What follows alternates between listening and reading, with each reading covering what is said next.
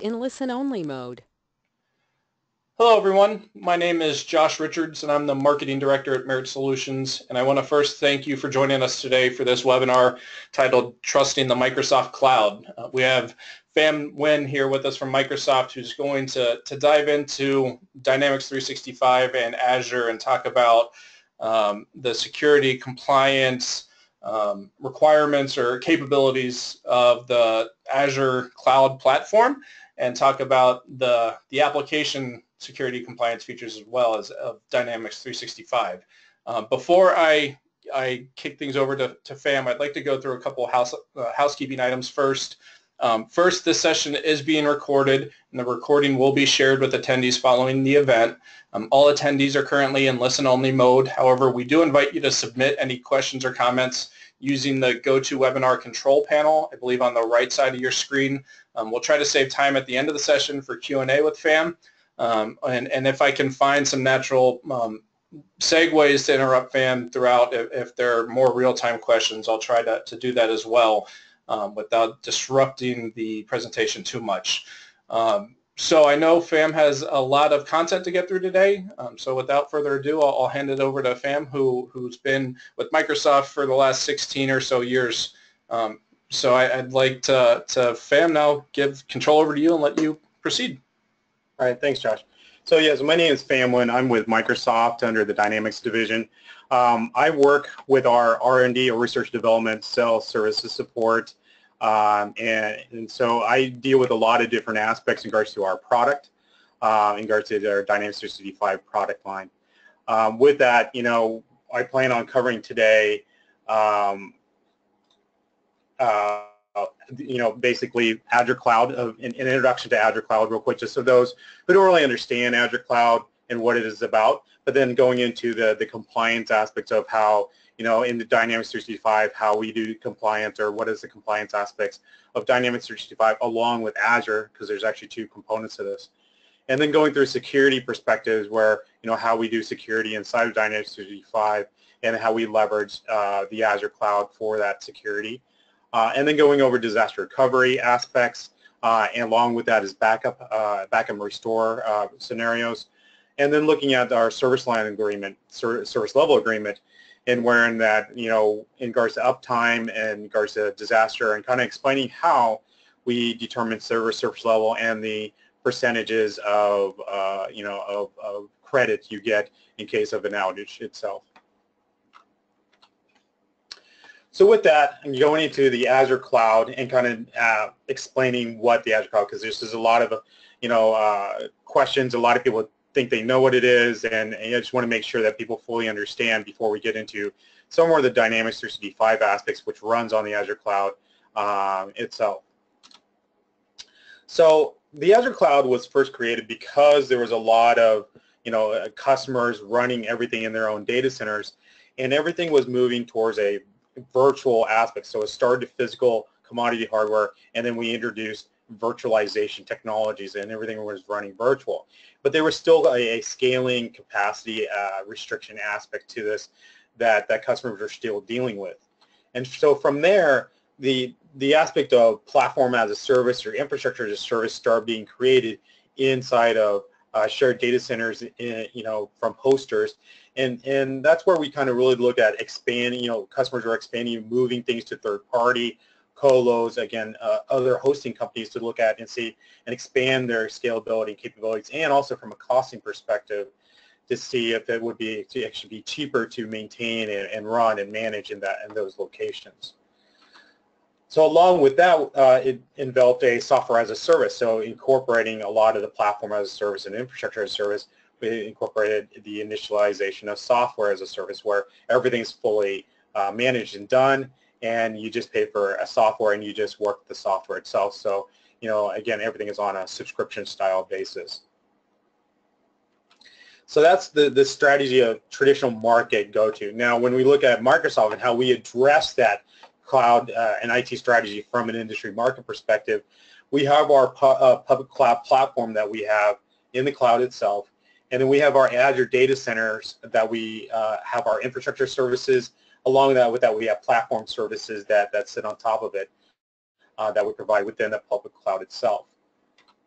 From there, we also have what we call an Azure Stack aspect where you can actually have an Azure cloud within your own data center, and it actually works in conjunction with our cloud. So this allows a fully flexible aspect in regards to moving data between your data center and the cloud, or being able to easily connect into our cloud itself, and be able to seamlessly be able to work as if you're running within your data center.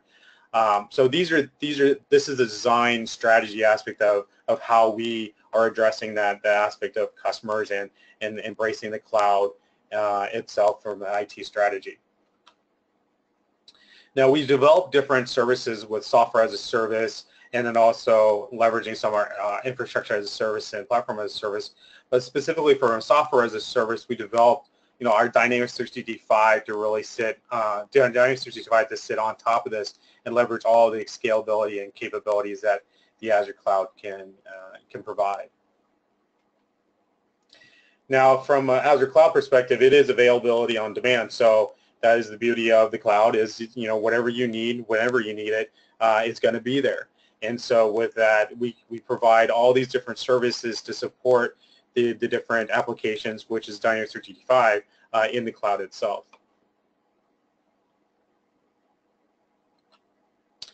So along with those services, any additional services in regards to application services or platform services are available also to Dynamics 365 in a lot more easier fashion than a traditional IaaS or PaaS offering.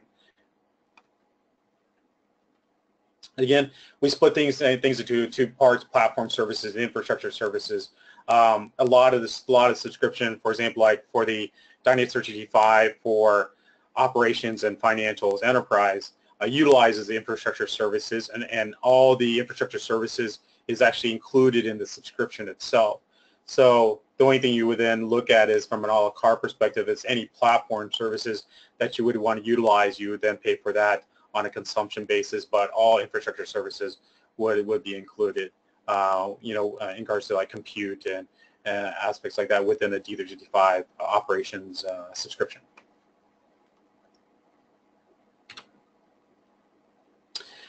Now, from an Azure Services perspective, we're continually adding additional services to Azure, with over 500 services in the last 12 months. We're continuing adding monthly different services to it, so it's always evolving and growing. So, this allows customers to be able to try new things, different things, with a very low-cost entry, low-cost investment, and be able to have big impact within their business. And then from an Azure deployment perspective, we have Azure data centers, regional data centers all over the world.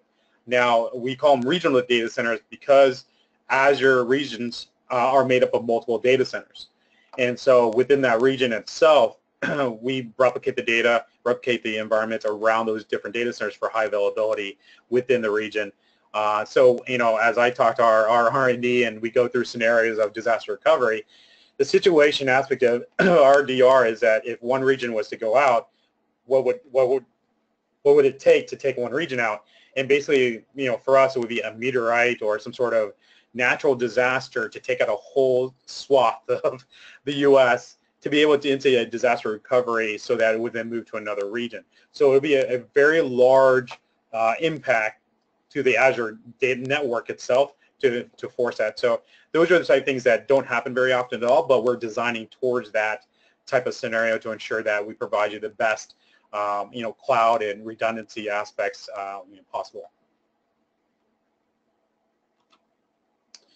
Now then we move kind of into the Dynamics side of it. So from Dynamics aspect, this is Azure, and we actually run on top of Azure. So there's actually two parts of this, being that the application itself, which is in Dynamics, and the coding that we utilize, running on the platform as a service and infrastructure as a service within the Azure cloud service itself.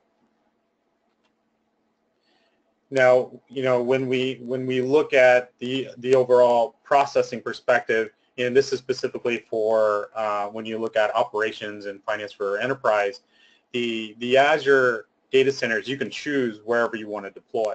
So that is kind of the beauty of mixture of having a subscription as a service, but still having some control, being it that you can then choose wherever that it makes sense for you and choose whichever DR region or disaster recovery region that you would want to fail over to in case of a disaster.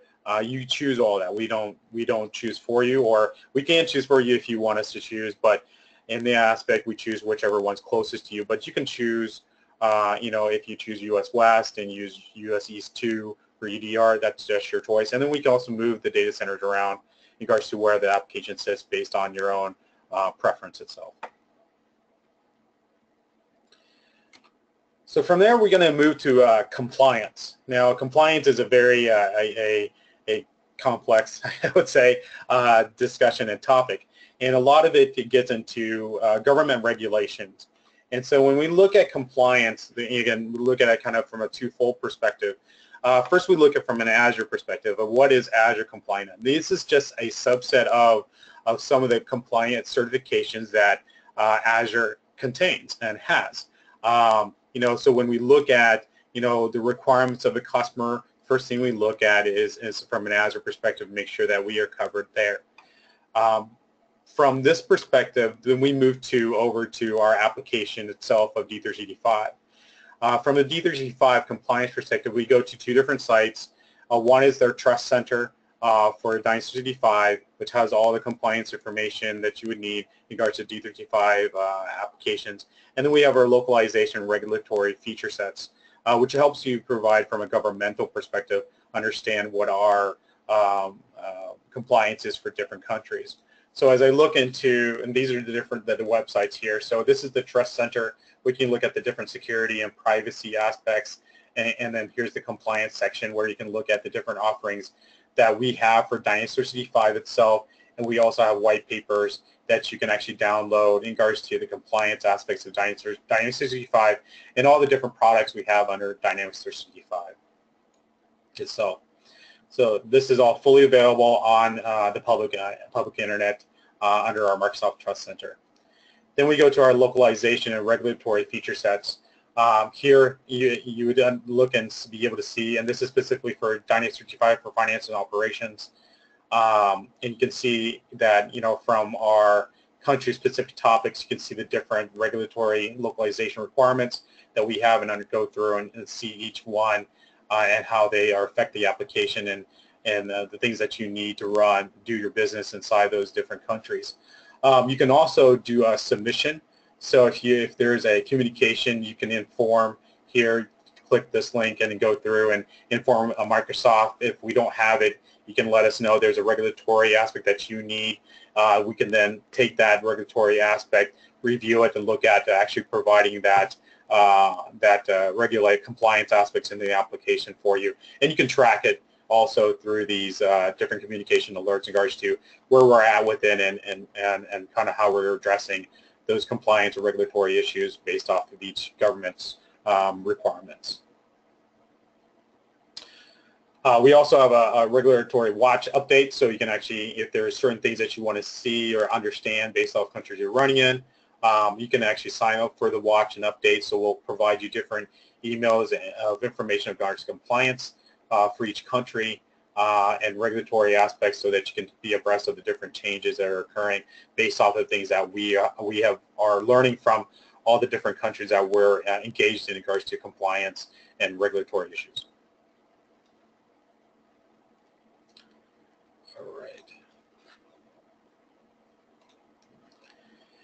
So that's from a compliance perspective. Again, from compliance, we are pretty rigorous on compliance, making sure that we're as compliant as possible. But again, there's always feedback in regards to understanding compliance and where our customers need to be compliant at, and we welcome the feedback in regards to what you guys need to be compliant for the different industries and markets that you guys are in, but also the different countries that you want to do business in, just to make sure that we are help cover you in regards to the application and how the application functions. So from a security perspective, moving to the security aspect, Dynamics 365 utilizes Azure Active Directory in regards to security and authentication. So whenever somebody goes in, you can just set up single sign-on, or you can set up multi-factor authentication through Azure Active Directory, and then from there we take that token of authentication and then align it to a user and their security that's assigned in the application, and applies the proper role to them so they have access to the application based off their security role itself. But everything's done from an authentication perspective with the Azure Active Directory. Now, Azure Active Directory is compatible with other directory services or authentication systems out there. It just comes into, depending on what other third party you want to use, there might be a little bit of work to get it to work together, but we have a full list of compatibility for Azure Active Directory in regards to other directory services. Now, the application itself does use role-based access control, so everything is based off roles, so we assign a role to a user, and that allows them different access to the application and different capabilities to the system. Now, all our applications are fully extendable or changeable, so you can actually go in here and be able to modify or change the configuration of any of our security to comply to any of the needs that you need within your business. We also have segregation of duty capabilities, so you can run different rules to ensure that, you know, one person has proper segregation of duties, and if you need to do exceptions, you can do exceptions within the system just to be compliant with some auditing aspects if you ever get audited in regards to SOX compliance and segregation of duties compliance aspects.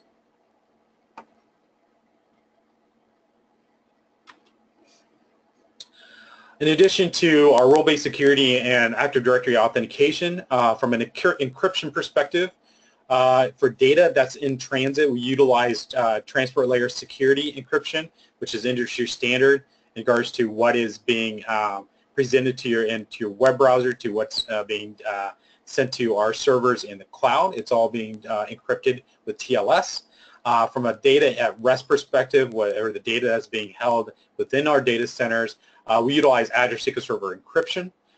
With that encryption, there's a key, encryption key, which is being held, which will be held by you as a customer, and that key itself will be held within Azure Key Vault. This allows the ability so that a customer itself has the key and can be the only one to decrypt the database itself in regards to any type of data breach or data request by governmental entity. Anybody who takes that data who does not have that key will not be able to see that data in regards to data at rest and the encryption that we utilize. So we try to take full care in regards to transparency of how we encrypt the data, but well, we want to protect the customers and their data, because in our aspects of cloud and services, the data is not ours. The data is the customers, and since you own the data, you own the key. It's your responsibility to provide that key to anybody you want to reveal that data to. It is not our right or responsibility to do that. So we set that up for the customer with Azure Key Vault and the way we do encryption itself. So majority of our basically almost all our customers are very happy with this type of setup that we have. It also allows them the feeling of control over this, because again, if you have any type of breach or any request of data from an entity, government entity, they can't see the data without that key.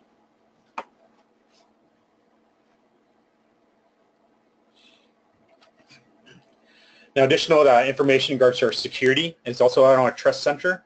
So you can actually review more additional data in regards to security, how we interact with our Azure platform in regards to enhanced security. We utilize all the Azure firewall and hacking and intrusion technologies to protect the Dynamics 365 application itself. There's also services that can be provided, be part of, I believe it's part of an enterprise agreement, where you can request brute force attacks on your environment in Azure. And so we would actually do simulated attacks on the environment against the application, and then provide reports in regards to how it fared and then make adjustments if we actually find anything. But you can actually request those different types of attacks, so you can see the level of security you have of the application in the cloud.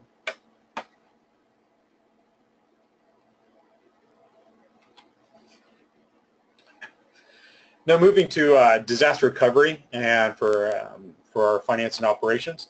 So with the D3 Dynamics 365, we utilize Azure Site Recovery Services in regards to our disaster recovery. Again, discussing that a Azure data center region is made up of multiple data centers, and they themselves are replicated amongst each other.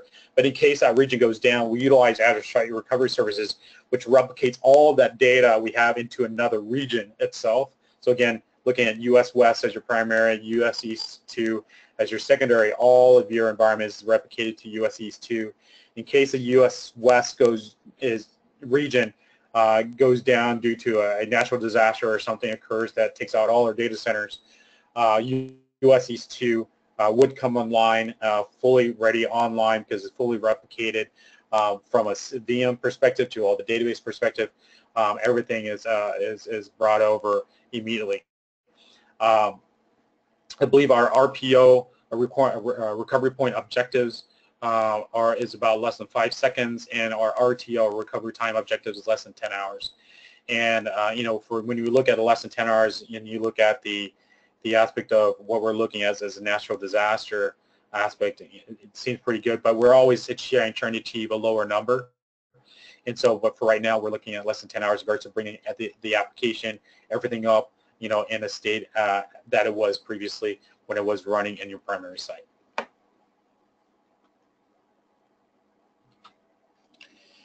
Now, from a backup recovery perspective, we do provide backup recovery as services as part of the subscription under our managed services. We do full weekly backups, and then we do differential backups hourly, and we do transactional backups every 5 minutes. Our retention policy is 35 days. But there have been a lot of requests from customers to provide to have the backup to take off site or to download so they can have the backups, and we will provide that on a request basis. If you need to backup the backup from every month or whatever, we can provide that to you, and you can download that and have it for your on site, or go and move it to a secondary location in case that you need it.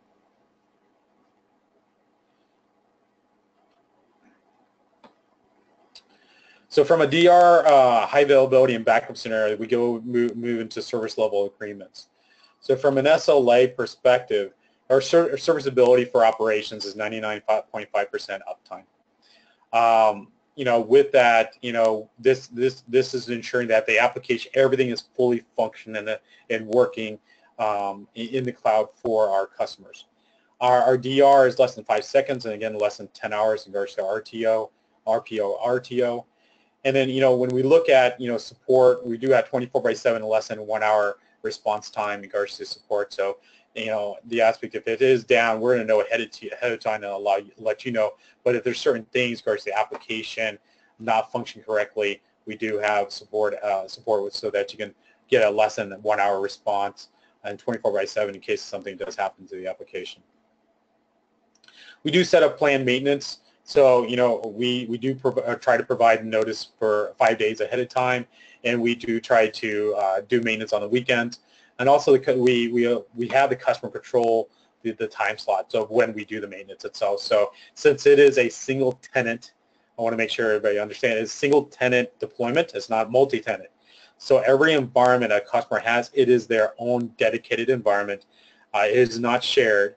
The only thing that's shared is the underlying Azure platform. So as we look at the platform as a service and infrastructure as a service that we utilize on Azure, what's shared is the servers, the commodity hardware, the core CPU, things like that. But as we look at the core assignments, the database structure, the VMs, those are all fully dedicated to the customer as a single tenant deployment itself. So there is no sharing. And then we have monthly service credits depending on if there's any outages that we provide to a customer itself. This is our definitions of an SLA for outage and uptime. So you see that, how our definition is, and this is provided within our online SLAs for online services. And so you can take a look and see, calculate what would be the outage and what would be the percent credit that you would receive based off of the outage itself. As you can see, we are pretty confident in our system, so 99.5%. If your outage, your uptime is less than that, we'll provide 25% and so on. But with what we've built in regards to disaster recovery and the technology we put behind it, and in regards to recovery and ensure high availability and uptime, we're very confident in regards to maintaining an uptime sequence for our customers.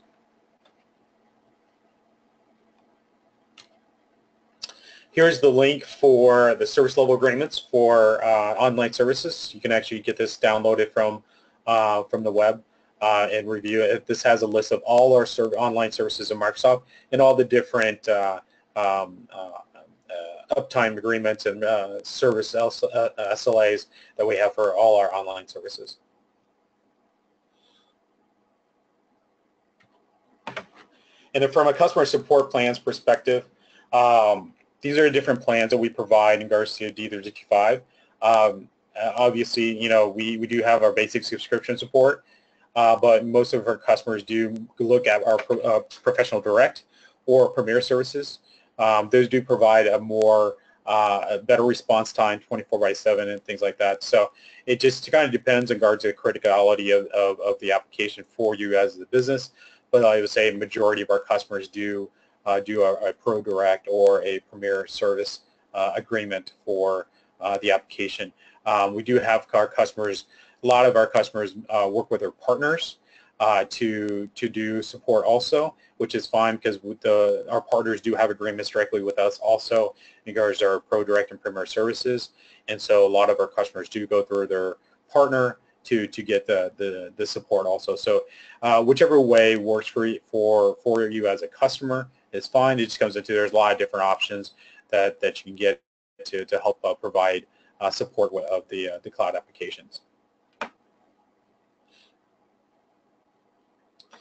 So that's the last slide I have. I know I'm actually more used to getting a lot of questions as we go along. But if there's any questions on the content, I'd be more than happy to answer them. All right, fam, I do have, first, thank you for going through that. I do have one question submitted right now. So again, for the people on the call, if you want to submit questions in the Q&A panel, we'll go through any questions you may have right now.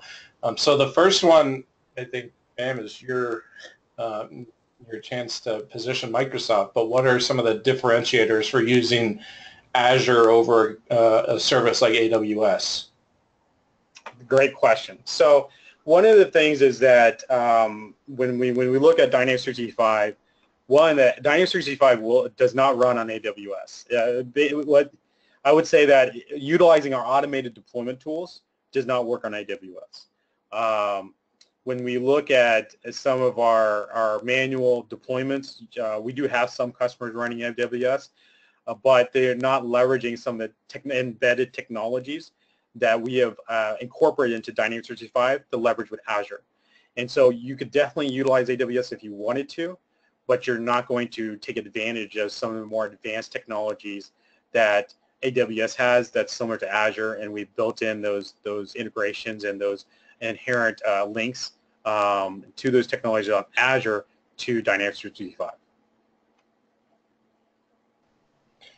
And then we do have another one. So in terms of, so this is looks like a global company. We have locations globally. What is the availability, uptime, latency, any issues in countries across the world? So in terms of Azure support availability, connectivity, what do you see when working with global companies?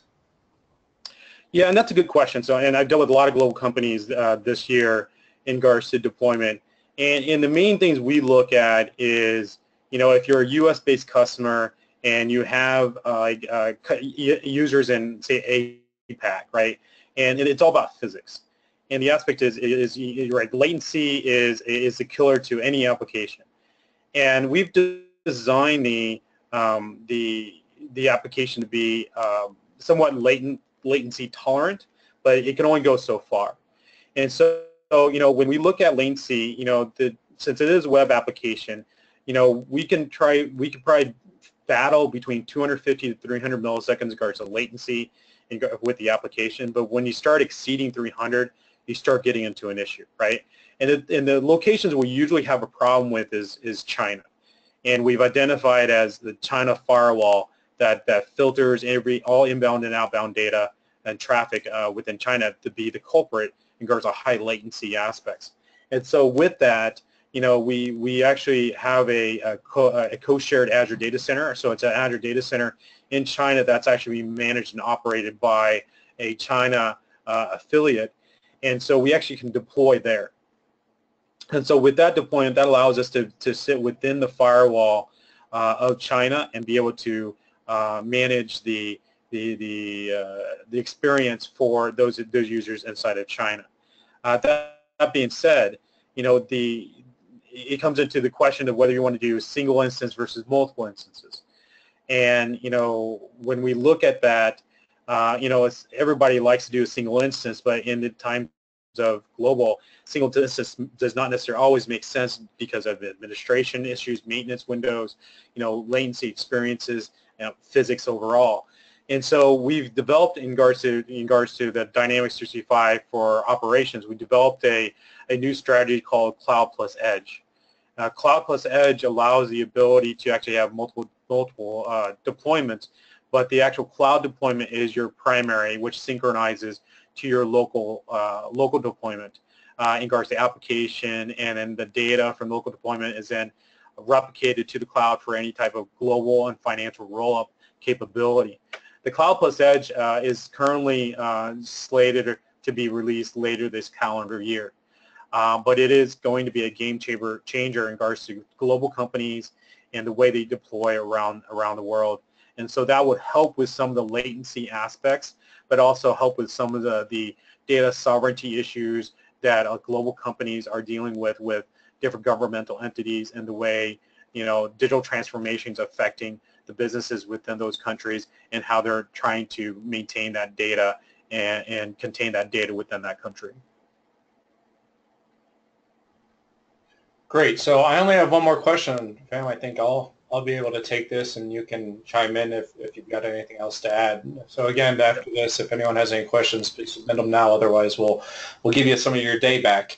But so this is from a pharma company. I say, we're a pharma company. Can we validate Dynamics 365 on Azure? And I'll say, yes, we do have numerous life sciences, pharma, biotech, med device companies that are using either AX on Azure in the cloud, or now implementing D365 in the cloud. We have a validation partner, Onshore Technology Group, who really is the leader in third-party independent validation. And we work with them on all of our life sciences organization company deals. Valerie King-Bailey is the CEO of Onshore. She presented actually earlier this year a session on validating the cloud, or validation in general, and I believe here in 2 weeks she's got one on validating the cloud. So when I follow up after this meeting with the link to the recording, I'll make sure I include a link to her session for anyone here that's a FDA or heavily regulated organization that's concerned about the cloud and validation. So I don't know, Fam, if you have any experience, but thought I'd answer that for you if you don't. Yeah, definitely. I mean, from a life cycles perspective, we have a lot of customers who don't even use Dynamics 365 running their applications and their different infrastructure in our Azure data centers. And with that, from a compliance perspective, we're heavily compliant for life cycles from an Azure platform perspective. When we look at Dynamics 365, we continue to get additional certifications and compliancy aspects for D365. The main issue we have with D365, it's all about time.